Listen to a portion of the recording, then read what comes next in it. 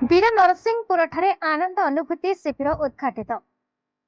बौद्ध जिला हरभंगा ब्लॉक वीर Narsinghpur forest nursery विश्व प्रसिद्ध योगगुरु श्री श्री रविशंकर जी आर्ट ऑफ लिविंग संस्था बौद्ध शाखा तरफ 6 दिन आनंद अनुभूति शिविर उद्घाटित हो जाइए। सर्वप्रथमे गुरुजी फोटो चित्र धूप दीप प्रज्वलन पूर्वक शुभारंभ होता। योग शिक्षक मनोज कुमार महंत योग शिक्षा प्रदान करते। आखपाख ग्रामर 23 जन अंशग्रहण करते।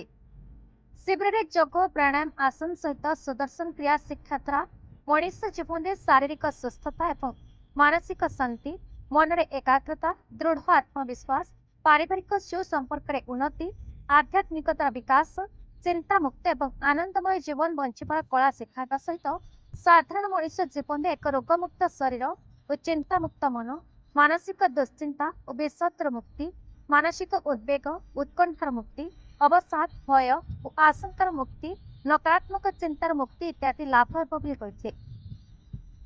शिविर में सर्वश्री पूर्णचंद्र गायगोरिया, राजकुमार मिश्र, धीरेन्द्र महाकुल, नरेन्द्र कुमार साहू, देवाशीष महाकुल, पवित्र मोहन मिश्र, सीमांचल मिश्र, हृदानंद प्रधान, प्रफुल्ल कुमार प्रधान, अंतर्जमी मिश्र, सच्चिदानंद पति, त्रिनाथ राउल, संजीव कुमार साहू, शेषदेव गायगौरिया, प्रदीप कुमार कंवर, उद्धव कलता, शरद कुमार पारी, गुप्तेश्वर मिश्र, अक्षय कुमार कलता प्रमुख अंशग्रहण करते।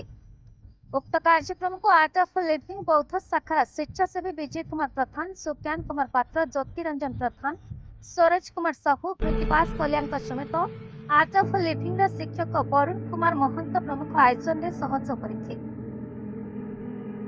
बौद्ध जिलार देवाशीष पल्याणकर रिपोर्ट, बीई न्यूज ओडिशा।